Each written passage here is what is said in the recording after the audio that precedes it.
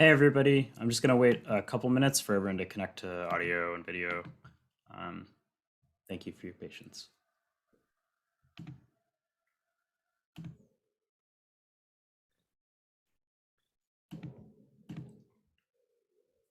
All right. Well, hello and welcome again to those of you in Chicago. Good evening.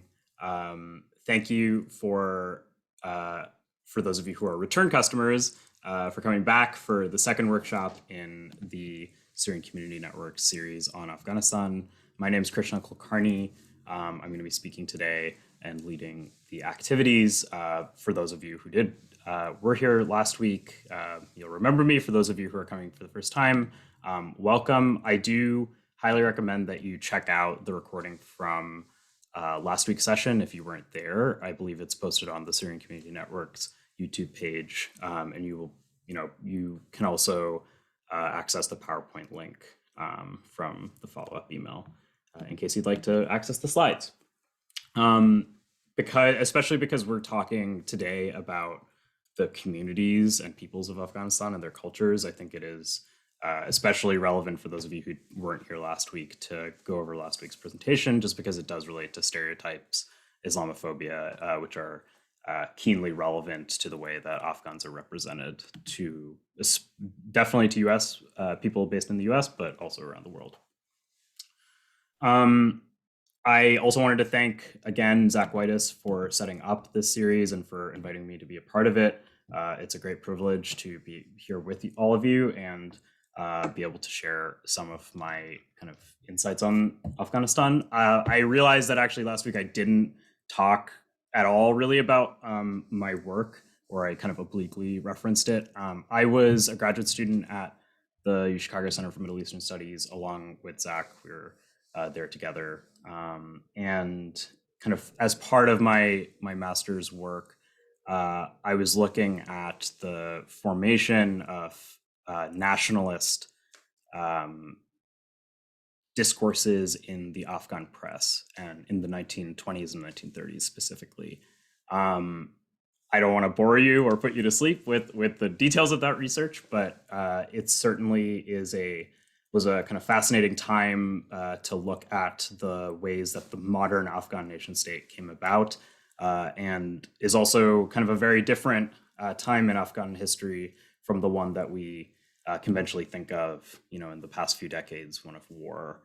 I am gonna enable live transcription. Thank you for whoever requested that. In addition to my kind of more academic work, I've also written kind of a number of articles on Afghanistan that deal with issues of more kind of contemporary relevance, such as the drug trade, the trade of opium and heroin out of Afghanistan, and kind of its roots in the Cold War and its continuation through the Taliban period up to the present day, as well as the US-led war on terror and its effects on kind of modern Afghan society and the ideas that were drawn on to build the kind of today's war, the late Afghan government that fell this past year when the US military occupation ended. In addition to that, I worked briefly for the international human rights NGO Women for Afghan Women, known by its acronym WAW. I highly recommend, if you haven't checked out this organization, to do so. They run a number of shelters in the country for women who are escaping domestic violence, as well as their children, and provide educational services, kind of job training, shelter, that kind of stuff. So it's a great organization. And they also have made a number of resources accessible to people who are interested in kind of taking part in the humanitarian response to the latest wave of Afghan refugees. The link to that resource document is actually in a document I will share later. So I appreciate Nagas you requesting that, but I will share that a bit later. And yes, and now today in my role as the outreach coordinator at the Center for Middle Eastern Studies at UChicago, I am part of a number of educational initiatives seeking to educate people on the contemporary Middle East, North Africa, and the Muslim world. So yes, hopefully that gives you a kind of a sense of my background as well. And thank you to Zach for reminding me to give that spiel. So good to have you back, Krishna. Yeah, thanks, Zach. So I'm gonna quickly just get my PowerPoint up. I appreciate your patience. Just a note, while during the presentation, I'm going to be relying on Zach to manage the chat for those of you who are, apologies, how do I get this presenter? There we go, thank you. I'm gonna be relying on Zach to help me respond to any technical issues, questions, clarifications in the chat. I really recommend that you use the chat during today's presentation to ask those clarifications or provide any comments on what you're thinking about during the presentation. I will pause at the end of various sections, excuse me, to kind of field some of those questions, but no pressure to kind of ask them at that point. If you just have questions during the presentation that you'd like to jot down so you don't forget them, just throw them in the chat and Zach will collect them and pose them to me at the ends of the sections. And of course, we'll also have some time for Q&A at the end of the workshop. And I'm hoping to stick to 90 minutes today. So thanks again also for those of you who stuck around last time. I know I went a little bit late. So today's presentation is titled Who is an Afghan? And as I was mentioning last week, I was a little bit torn about whether to start with this presentation or whether to start with the stereotypes one from last week for this whole series. I eventually sort of decided on this arrangement simply because, last week, as I called it, was a media detox, trying to identify the tropes and the stereotypes and even the phobias that we have in our minds about Muslims and about Afghans, so that we can do this work of building genuine, authentic knowledge and also have a framework in our mind when we read media or when we read academic sources or when we see images on TV that is informative and helps us think for ourselves. So, I wanted to start again with like a very, very accessible source, right? If you wanted to know something, right, in today's age, you go to Wikipedia. I do it. We all do it. And I think it's very illustrative to just type in Afghan and see what comes up, because when we look at it on Wikipedia, it says Afghan is an ethnonym that applied strictly to people of the Pashtun ethnicity. For those of you who might be somewhat aware of Afghan society or Afghan culture, you might have heard the word Pashtun or the language Pashto that they speak before. Pashtuns are one of the country's largest communities.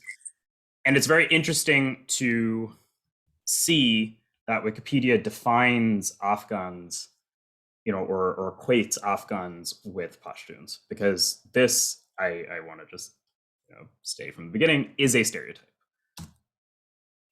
Now, when I wanted to kind of see where the source of this was, and it actually turned out to be the Merriam-Webster dictionary, which doesn't provide a source for where this definition of Afghan as Pashtun actually comes from, which to me is a red flag and a clear sign as somebody who has actually studied the formation of Afghan nationalism as a sign that this is a stereotype, because there was a lot of intentional work done, especially in the 30s and 40s, to Afghan Pashtun. And that is because there is a sense among not only many educated elites in Afghanistan, but also outside of the country, that Pashtuns are the rightful rulers of Afghanistan. And as I said, this is a stereotype. This is a produced idea. Now, the reason that is there are a number of reasons why Pashtuns might be thought of as the rightful rulers of the country or the real Afghans. One reason might be that just in terms of numbers, they do form a plurality of the country's population. Now, I hate pie charts or maps that show like ethnic distributions. I think they're stupid. People are in diverse communities all the time, and many Afghans know 2, 3, 4 languages because of how much they're interacting with people of other quote unquote ethno-linguistic groups. However, I think that this, at least gives us a sense of one reason, as I said, why Pashtuns might be thought of as the, the real Afghans or the rightful rulers. They do form a plurality of the country. That being said, Pashtuns also live in Pakistan and in India and in a number of other countries. So they are by no means isolated to Afghanistan. And, something that is you are going to find over the course of this entire presentation is that Afghan communities live in it to the borders of Afghanistan as it exists today. And that is for a number of historical reasons. Is my internet okay? Sorry, I just gotta. You're coming in and out a little bit. It's a little bit shaky. Can someone give me a thumbs up if they can hear me? Nope. Sorry about that. Am I back? Yeah, I can hear you. Okay, great. Sorry about that, everyone. Let me go back to my slides. I was just saying that Afghans live across borders. That's for a number of historical and cultural reasons. Most of these communities are by no means entirely living within the boundaries of modern day Afghanistan. Now, there are other reasons why Afghans are Pashtuns are thought of as, the rightful rulers of Afghanistan. Another one of them is that since the 18th century, the rulers of Afghanistan have primarily been Pashtuns. Now, Pashtuns themselves are not, it's almost not a useful word because of how many tribes, sub-tribes, clans there are within Pashtun society. It's an incredibly intricate tree of familial relations that I personally am not an expert on. And I don't even know if there is a really reliable chart of all of them. In any case, in today's world, Pashtuns are thought of as a somewhat cohesive cultural linguistic group. Many of, all of them will speak Pashto as a first language, but that doesn't mean that they don't speak other languages. Here are two Pashtuns who most recently were ruling Afghanistan: Hamid Karzai in office from 2001 to 2014, and Ashraf Ghani, the president in office from 2014 to 2021. This is after the advent of democracy in Afghanistan, after the U.S. Occupation commenced and a democratic government was set up. Still, Pashtuns were seen, especially by the U.S., as really the only people who had the clout to legitimately win an election or tie together the various interest groups and political parties in the country. Both of these people, when they were elected in a civil election, but they went to the Pashtun homelands in southern Afghanistan to what is called a Loya Jirga. It's like a tribal council of elders, and they received permission from the elders to rule the country.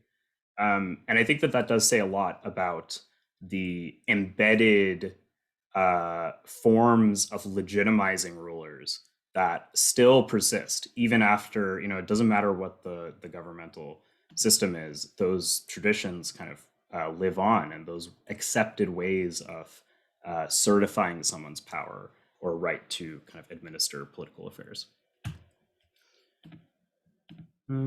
That being said, Afghan society is extremely diverse, and by no means are Pashtuns the only elites in politics, in media, in culture, whatever.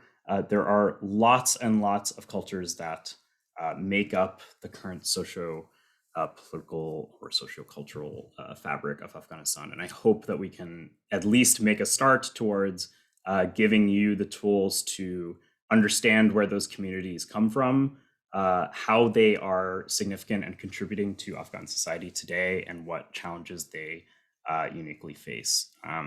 this is just a nice portrait of different contestants from Afghan Star, which was a TV show modeled on American Idol, and actually the man on the left was the winner of season 12, and it was notable because not only was he a rapper, but he was from the Hazara community, which has been historically kind of oppressed in the country.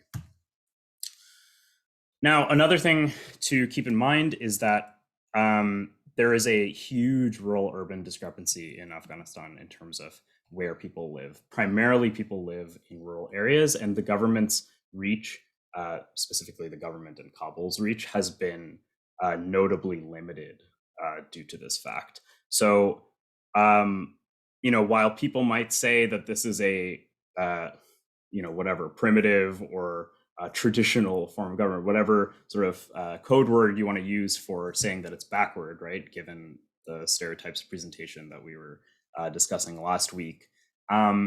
This actually has created a circumstance where individual communities do actually have a lot of power that the central government does not by any means dictate the local forms of rule that have persisted for a long time, and also the local traditions, local ways of belonging.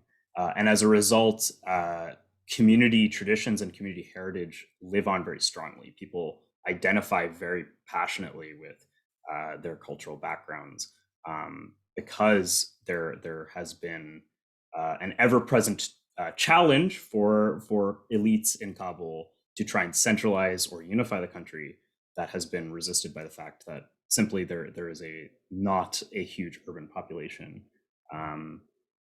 although that is changing. Now, I'm gonna go over a lot of maps. I love maps in the next portion of this exercise. I don't need you to take detailed notes on it. We're gonna go over the history of Afghanistan next week. This is just a little taste of some of the content that we're going to cover. But what I want you to be thinking about as you're looking at these maps is, where are Afghans coming from? Where are people moving? Because Asia as a continent, and if we want to call it Afro-Eurasia, right, including the African continent, including Europe, right, that there is a massive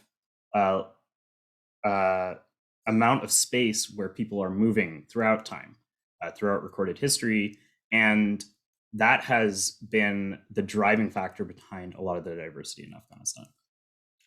However, before we get to that, Zach, do we have any questions? None that I can see right now. Okay. Does anybody have any questions? If you do, feel free to raise your hand. If not, I will go on. Okay, fantastic. So yes, please don't feel like you need to take detailed notes. But I want you to be thinking about where are Afghans coming from? How do these political entities unite areas that you may have never imagined were connected? So this is certainly not the first empire in history, but it's one that connected very disparate areas of the globe. This is the Achaemenid Empire, which is sort of thought of as a Persian political entity. It's important to note that one of the most powerful and influential portions of the Achaemenid Empire was its eastern half, centered on a region called Khorasan. You might hear this in various kind of historical texts in books, but also there is a branch of the Islamic State now called ISK, which is Islamic State Khorasan. That is the region that they are referring to. This is a very historic region in what is kind of northeastern Iran, northwestern Afghanistan, and was the center of some of the wealthiest empires in history and some of the most remarkable cultural accomplishments in world history as well. And this was by no means different during the Achaemenid Empire. This was a home to what were called subthraps. They were kind of individual states, or kind of almost kind of like U.S. states today. They had their own governors, and they were very influential. It was considered really the money pot of the empire, where jewels were being mined, trade from China was coming in, and there was a mystery to it, especially on the kind of the western side of the Achaemenid Empire, that drove a lot of really drove Alexander the Great to travel across the Achaemenid Empire, conquering along the way towards what was known then as the region of Bactria and Sogdiana. And Alexander of Macedon met with lots of difficulty in these regions, purely because of how powerful they were at that time. But an interesting kind of fact about Alexander's conquest that is maybe less talked about is the settlement of Hellenic peoples in this region. There were many migrations across Asia in ancient history and certainly in before recorded times, but this is one that has quite a bit of significance. And actually, last presentation we looked at a coin that on one side had a ruler and the other side had a figure of the Buddha. This was the sort of precursor to this fusion, and that coin had Greek writing on it, is what I also wanted to mention. This is sort of the precursor to that. Hellenic peoples settled in this area, intermarried with local populations, and there were several cities that were founded, all called Alexandria, because as you might imagine, I'm sure Alexander was a megalomaniac. And those cities were home to these sort of Hellenic outposts in the area, which formed beautiful cultural fusions like we saw in that coin, but also a significant kind of influx of new peoples into the area. And what is interesting about this as well is that at that time Afghanistan was sort of seen as the gate to India. Alexander, for a brief kind of portion of time, traveled through northwestern India, and it was specifically through this one rocky mountainous region called the Khyber Pass, which was seen as a strategic gateway. It was one of the only land routes into India through these very, very dangerous mountains called Hindu Kush. And so Afghanistan had this cachet as a gateway into a very rich region, into a place of lots of kind of artistic production and resources and agriculture. And that is why it ended up attracting a lot of attention. The next big wave of migration occurred during the Islamic expansion shortly after the birth of Islam. And kind of when we look at this map, we see Arab armies spreading across what we know as the Arabian Gulf, but as well as across Iran. The former Sasanian Empire fell during this time, and Arabs spread across the region, bringing Islam to many corners of Asia, including to Afghanistan. And Afghanistan, at this time, again, it doesn't exist as a country, but the region that is now modern-day Afghanistan, again, served as this sort of frontier to the Indian subcontinent, where the Muslim conquerors saw plenty of loot to be had, as well as also a sort of boundary between the world of Islam and the world of what they would term infidels, right? People of different religion. And so Afghanistan also began attracting a lot of migration as a place that was on this kind of frontier. It also connected Afghanistan in a very permanent way to other lands associated with the cultural rise of Islam. And at this time, there's created a very fruitful exchange of ideas, of language, of goods, and of politicians as well between these various areas. For many, many years, these areas were united under kind of a single Islamic caliphate, but as politics, tends to happen, there were breakdowns, there were schisms, and Afghanistan fell under kind of its own regional rule, as did many other areas of the Muslim world at that time. But into this mix, we've had the expansion of Arabs across this region. We then have the expansion of Seljuk Turks from the north, from Central Asia into this region. And this is actually the Middle East on kind of on the eve of the Crusades. The dominating power at this time was a Turkish government called the Seljuk Empire. And what happens is these for various historic reasons, if people are still studying this, a enormous influx of people from northern and central Asia came into the Middle East and South Asia and brought with them many nomads who had previously, lived a completely transient lifestyle, but they began settling down in these areas. And this is followed a couple of centuries later by the Mongol expansion, which brings many, many people again from Northern Asia and the Central Asian steppe into the Middle East and South Asia. Now, I hope I'm not boring you with all this.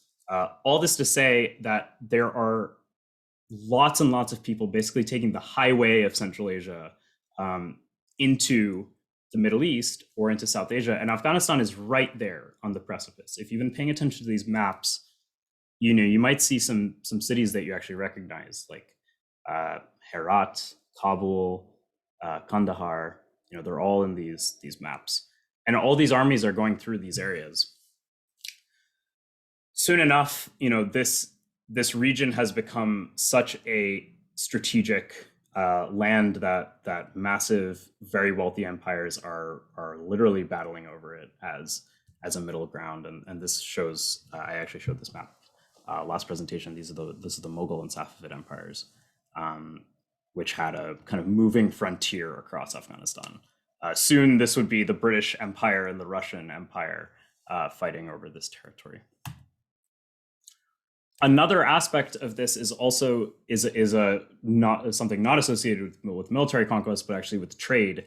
That Afghanistan, as I said, earlier, was a gateway to South Asia, which was a significant participant in the trade of the Silk Road. And as you might know, the Middle East was also a significant participant in that kind of trade over several centuries.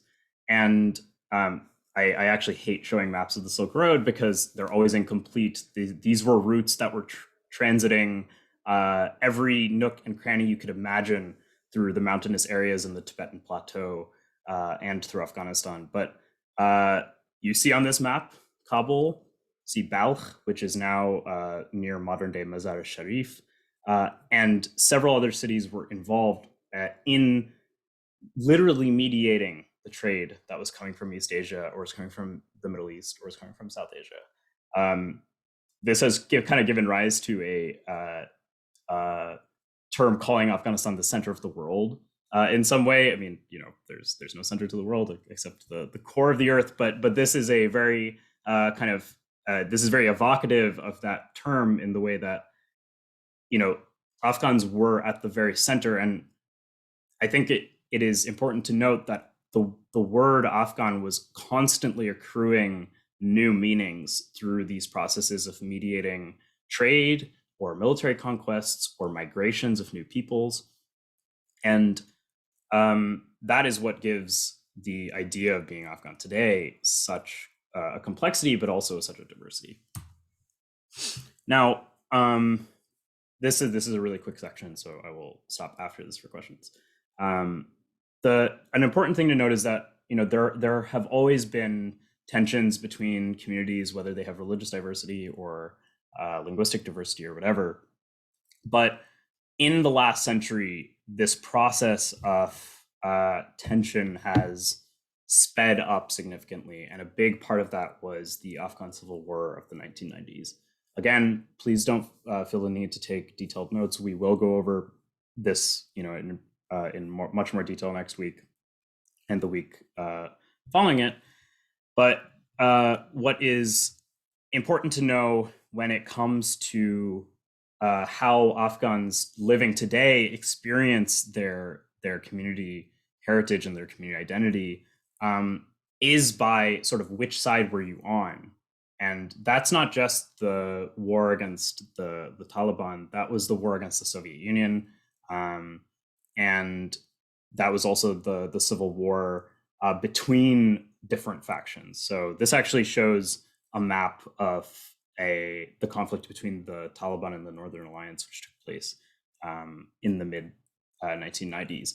Right before that, the various Mujahideen commanders who were seen by the U.S. As kind of freedom fighters against communism. These were the people who there was covert support for against the Soviet occupation by the U.S. They were seen as freedom fighters, but what happens is that this movement, once they lose the enemy of the Soviet Union, they all turned on themselves. And a lot of the commanders who were in charge of various kind of battalions among the Mujahideen split up. They found their city, or they found their region to rule, and they became warlords of those places. And the government of Afghanistan essentially splintered into innumerable small kingdoms ruled by these warlords. And generally, these warlords found their base of support in particular communities. So, I don't personally feel the need to go over each and every one of these warlord factions. You can find that information on your own. There's a lot of research about this, but this began driving a lot of very violent intercommunity tension. You might call it sectarianism as well. That's another term that people use to describe this phenomenon. I think that what is important to note is that this is not an inherent part of how Afghans relate to each other. As we've seen over the past several slides, this country has mediated innumerable amounts of new people, new cultures, new ideas, and that there has been a intentional setting against one another by a lot of this violent conflict that has taken place over the past few decades. In any case, the Taliban kind of are and introduced into the mix in the mid 1990s, and what happens is that there's really one significant resistance group to their entrance into the political mix, and that's the Northern Alliance, which was supported by the U.S. After 9/11. Kind of was composed of several commanders, but most notably by people of the Tajik and the Tajik community, which primarily resides in the north.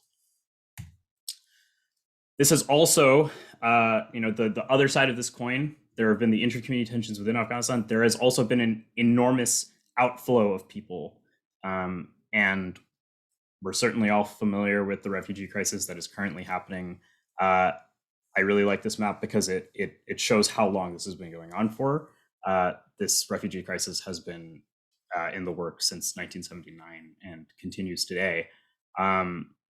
And while Western countries and Western media often, bemoans the plight of countries trying to accept large numbers of refugees, this is incomparable to the amounts of refugees that nearby countries like Pakistan and Iran are taking on.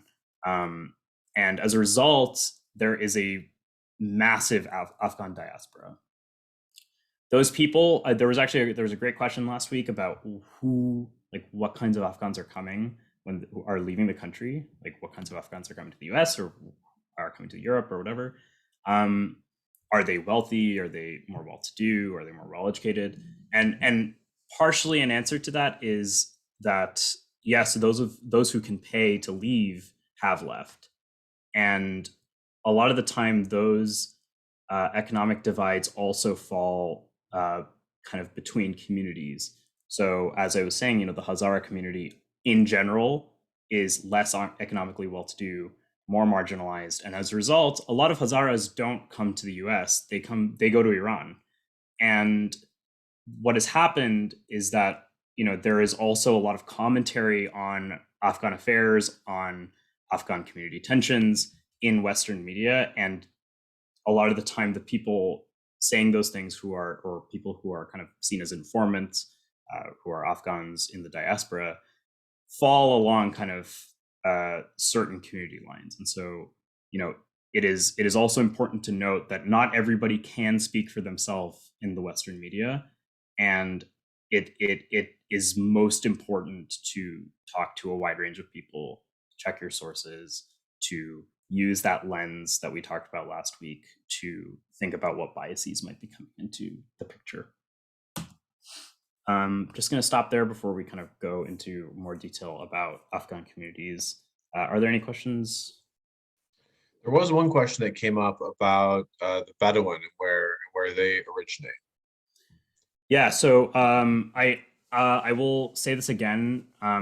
Afghans are not Arabs. Those are two totally different ethno-linguistic groups, if you want to call it that.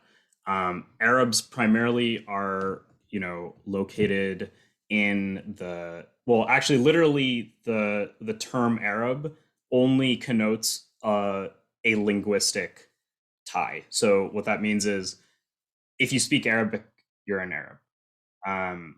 There might be, some Arabs might say that there's a racial component or there's a geographic component, but I think like the Arab League literally defines an Arab as somebody who speaks Arabic, even if they speak multiple languages, or even if they speak Arabic as a second or third language. Arabic is not a language spoken in Afghanistan, and Afghans don't see themselves as Arabs, except in like some specific community like origin stories. Sorry. Thank you for that, Krishna. Yeah, and I think the question was trying to separate one nomadic group that you mentioned from the Bedouin, who are nomadic or semi-nomadic in certain cases. Apologies. No, thank you. There's another question coming up about the Taliban and whether there is a common ethno-linguistic group that makes up their ranks. Sure. So again, it is important to remember that I found a great phrase to answer another question that was asked last week about what purpose do these stereotypes serve, and I think it kind of relates actually to this question about the Taliban's perhaps ethno-linguistic makeup. Perhaps there's a real kind of equation that Pashtuns are the Taliban, or the Taliban is entirely made up of Pashtuns, and that's that might be their base of support. There's a great book by Ahmed Rashid. He's a journalist called Taliban. I'll include it as a resource in a future session, but you can also look it up. It's a very famous book.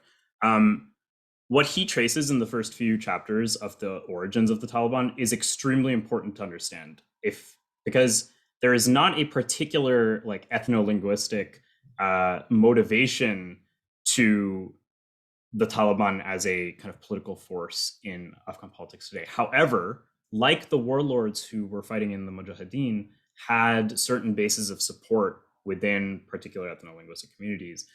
Because the Taliban was born out of the refugee camps in northern Pakistan, there is a particular that is a particular base of support among Pashtuns who were displaced from their homes in usually like southern central Afghanistan.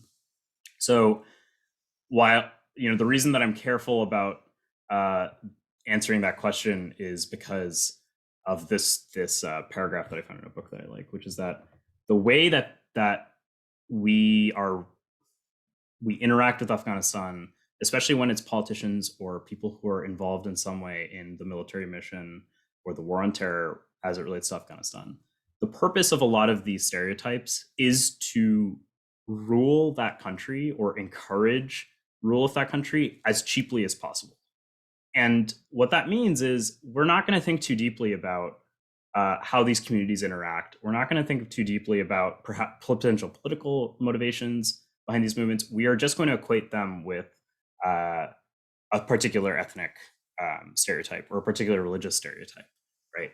So that is why I just want to frame that question, or frame my response to that question a little more carefully. We are going to go over the origins of the Taliban again in a later session, but hopefully I'll save that for a little bit later. Great. Yeah, there's some other questions coming up, but I have a feeling that some of them might be answered as you continue. Sure. Okay. All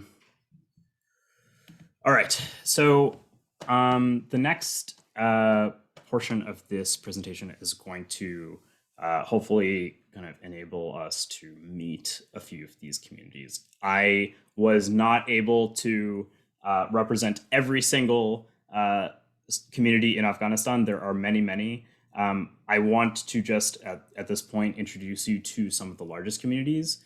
And I've also included a directory from the Minority Rights Group International, which has a comprehensive list of all the sort of minority communities, religious, ethno-linguistic in Afghanistan. So you can also check that out if you're interested in smaller communities.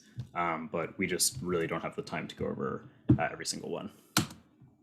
So, the first community I wanted to introduce is the Pashtun community, which, as I mentioned before, is the largest community in Afghanistan. They have what is called a plurality in Afghanistan, meaning that they are not the majority. They do not form over 50% of the country's population, but rather they are the largest among many minorities, if you might want to call it that. Although Afghans are overwhelmingly multilingual because they are constantly interacting with people of other linguistic backgrounds, they speak Pashto as a first language. The word Pashto is closely related to Pashtun, right? And Pashto is one of two official languages in Afghanistan. The other is Dari Persian, and this is in the constitution that these two languages are the official languages of the state. Pashtuns live across several countries, and actually, for those of you who might recognize one or two people on this list, Malala Yousafzai is Pashtun, but she's not from Afghanistan; she's from Pakistan. This is because Pashtuns live across borders, especially in this sort of southeastern region of Afghanistan. That includes in what is called Khyber Pakhtunkhwa region of Pakistan. And also a number of Pashtuns live in India. You will see other terms for Pashtuns, notably, especially in South Asia, Pathans. This is just a different way of referring to them. Don't get thrown off. It's the same ethno-linguistic group. And so just to introduce you to a few of these people, on the left, the man in the karakul hat, this is Mahmoud Tarzi. He is, kind of seen as the founding journalist of Afghan newspaper culture. I did a lot of my research on him for my thesis, and so that's why I included him. He's seen by many Afghans today as really the founder of the country's modern intellectual educational establishment, the founder of their newspaper system, the first really prominent newspaper in Afghan history was founded by him, and he wrote all the articles almost. And he's had an immense influence over the politics of modern Afghanistan. Going clockwise, we have Malala Yousafzai, who belongs to the Yousafzai tribe of the Pashtun people. As I said, she's not from Afghanistan; she's from Pakistan, but she lives in she used to live in a region dominated by Pashtun peoples. And as many of you might know, she is an international human rights, women's rights, children's rights, education activist, and also recently graduated from Oxford, I believe. Next to her on the right is the person known as the Afghan Elvis. His name is Ahmed Zahir. For those of you who will be working with Afghans, they will definitely know him. I can guarantee you that almost every Afghan you meet will know this person, and they will think of him very fondly. And we'll go over some of that as well in a future session. His music, which was really popular in the late 60s, early 70s, defines for a lot of Afghans, not just of an older generation, but of the younger generation who was not alive at that time, a particular kind of joy and feeling of being in some sort of golden age of Afghan politics and economy and culture. And he is almost universally beloved, hence including him here. On the below him is the Pashtun but Indian actress Zareen Khan. She was a model and a Bollywood actress in India, and again, I wanted to include her because as you can see, Pashtuns are again across borders. Already, Malala is from Pakistan, Zareen was from India, and that has nothing to do with they're not Afghan in this case, right? They're Pashtun, they speak Pashto, but they also have found a number of new homes. And then next to her on the left is Abdul Ghaffar Khan, also known as Bacha Khan. He's standing next to Mohandas Gandhi. He was a prominent peace activist, pacifist, and as well as an anti-colonial activist against British rule in the Northwest Frontier Province, as it was then called, which is now the same region where Malala Yousafzai was from. So these are just a few kind of profiles of prominent Pashtuns, and I hope also that as we're kind of going through some of this, you will begin just getting a kind of a facial memory of some of the real people who matter a lot, right, to Afghans today. The next largest community in Afghanistan is the Tajik community. It can be a confusing term, especially given that, that it can be conflated, right, with the modern nation state of Tajikistan, which is directly to the north of Afghanistan and is a post-Soviet republic in Central Asia. I personally have kind of mixed feelings about the word Tajik as it is used in modern Afghanistan today. It can denote people who identify with the inhabitants of Tajikistan as a particularly kind of Central Asian origin, but more broadly, it also is used to define Dari Persian-speaking communities in northern, northeastern, and northwestern Afghanistan. As we were seeing in some of those maps from before, the region of Khorasan was historically connected to what is now the modern nation state of Iran. And so there's been a lot of cultural and people interchange between these two regions. And so, when we think about prominent members of the Tajik community, sometimes we're thinking about people who are actually just thought of as Persian intellectuals. The person on the right all the way is that's a statue of Jalaluddin Rumi, who was born in the city of Balkh, which is right next to the city of Mazar Sharif today in Afghanistan.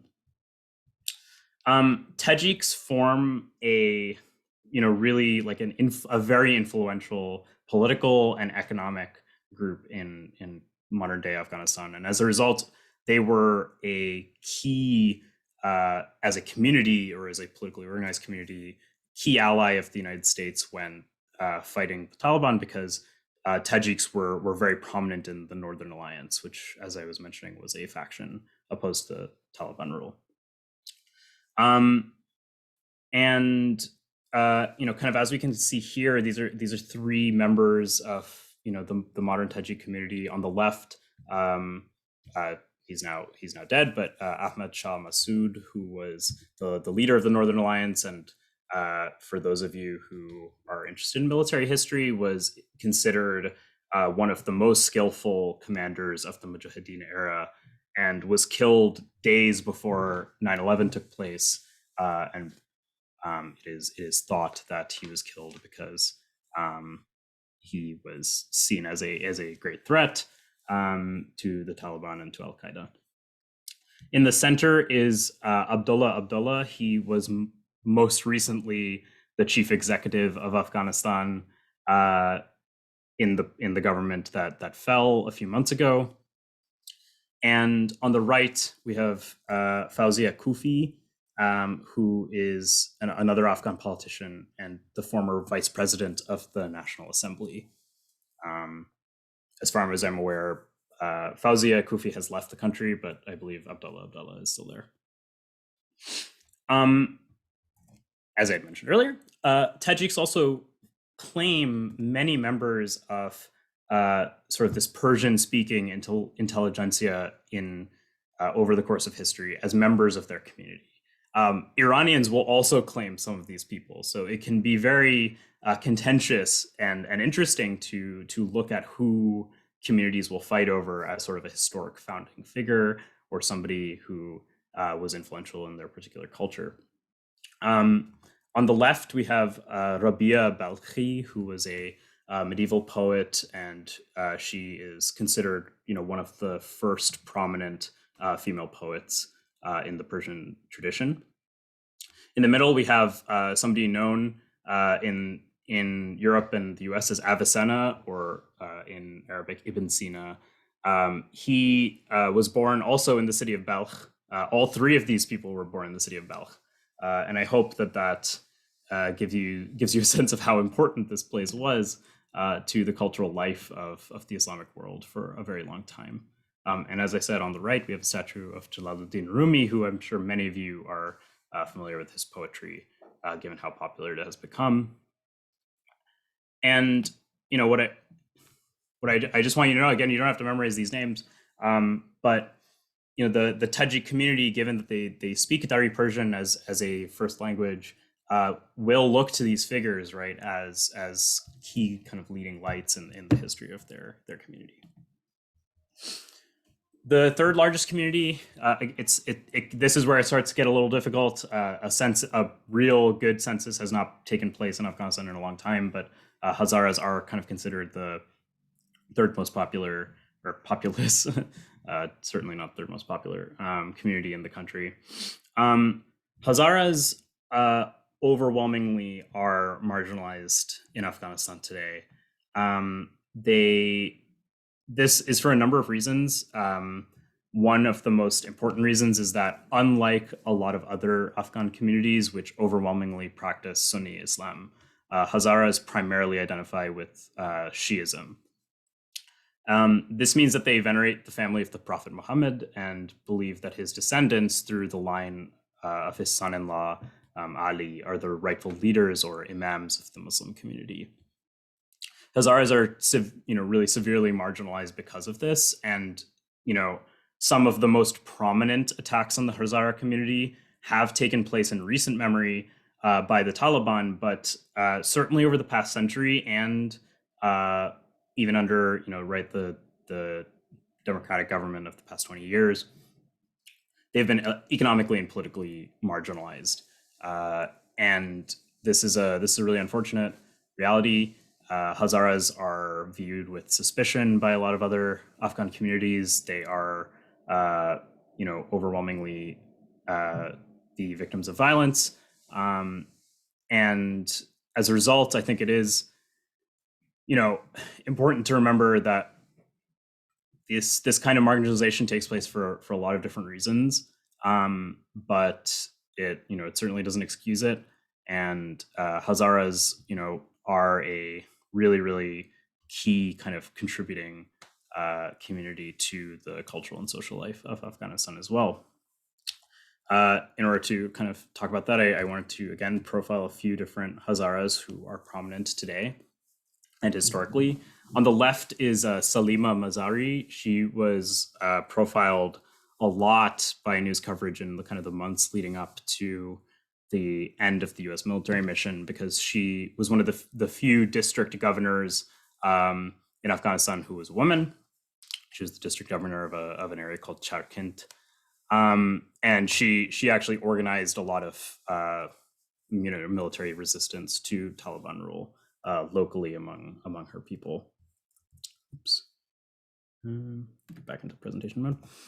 Below her image is one of somebody we met a little bit earlier. His name's Syed Jamal Mubarez. He's a rapper, a musician, and he was the winner of the 12th annual Afghan Star competition when it was running. This was a big deal because not only was he fusing the long tradition of Hazara poetry in their dialect of Persian, Hazaragi. It's closely related to Dari, though. But he was, he was doing it as a Hazara on the national stage, and so it was seen as a moment of really poignant kind of national unity that he was voted the winner. And on the right is another person who I studied in my thesis research and wanted to point out is a man named Faiz Muhammad Khatib Hazara. This man is considered the founder of modern Afghan history writing. He was a writer at the court of the king Amanullah in the 1910s, 1920s, and wrote a number of history books on Afghanistan up to the present day at that point. It is again, it's important to remember that marginalization can certainly take place, but that has little to do with the ability or willingness of people to contribute or strive against those odds. The last community that we're going to talk about is the Uzbek community, and this can be a challenge because the Hazaras are certainly looked down upon and marginalized, but that has drawn a lot of attention. The stereotyping and marginalization of Uzbeks, on the other hand, has had less attention paid to it. So I do just want to point this out. The fourth most populous community in Afghanistan are called Uzbeks or Turkmen. Sometimes those are separated, sometimes those are grouped together. These peoples are descended from Turkic nomads that, again, this is why I was showing you all those boring maps, migrated from northern and central Central Asia into the region of Afghanistan over several centuries. That included the Seljuk migrations, that included the Mongol migrations into the region, and settled there. These were previous nomads that ended up settling. These communities primarily reside in northwestern Afghanistan. Primarily, if you have any sense of the geography of Afghanistan, near the city of Herat and the city of Mazar-e-Sharif, that kind of area. Unfortunately, Uzbeks are singled out oftentimes as a particularly violent or disruptive community. These stereotypes abound both among Afghans and in US analysis of Afghan politics. If you look up the Uzbek community in Afghanistan, a lot of the coverage you will see will be about this man in particular. This is Abdur Rashid Dostum. He is a former Mujahideen commander. Before that, he was a communist. And afterwards, he was actually most recently the vice president of Afghanistan, serving in the administration of Ashraf Ghani. And there was a really interesting article talking about how some commanders from the Mujahideen, like Ahmad Shah Massoud, are called commanders. Abdur Rashid Dostum is always called a warlord, right? And if you know anything about Afghan history, specifically about the Civil War, all these people were warlords. None of them are heroes. They've all committed human rights abuses, but his in particular are highlighted, and a lot of that time that reflects or brings out a intercommunity tension among Afghans that Uzbeks are disruptive to sort of national politics in some way. This has there are a lot of reasons for this, and there's a great article that I can suggest about it. But some of the reasons include that the Uzbek community overwhelmingly lives outside of Kabul, kind of again in the northwest and northern areas, and has very low literacy rates. So they don't participate in media discussions as much as other Afghans do, particularly as much as Tajiks and Pashtuns do. But they are usually represented by kind of more well-to-do Afghans in the capital or in the US.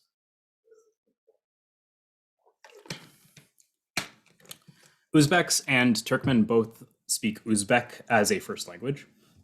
Again, these identifiers can be very confusing because, like with Tajiks, there is a Tajikistan. Like with Uzbeks, there is an Uzbekistan. Some of these Uzbeks identify with the state of Uzbekistan, even though they live in Afghanistan. That's not universally true necessarily, but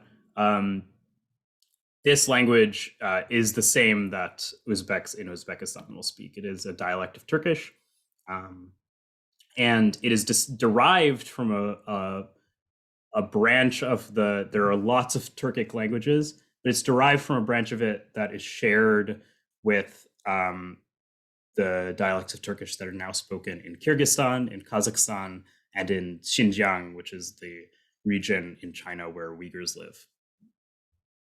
So Uzbeks are part of their own literary and cultural sphere, similar to the way that Tajiks form part of a literary and cultural sphere that extends to Iran and extends north to Tajikistan.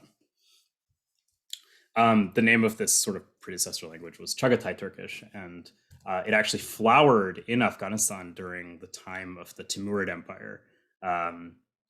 The person on the left, Mir Ali Shir Navai, is seen as sort of the progenitor of Chagatai Turkish as a literary language, and he was part of a time in Afghan history where these brilliant works of cultural creativity were abounding, and particularly centered on the city of Herat in Western Afghanistan. And this is the Friday Mosque of Herat.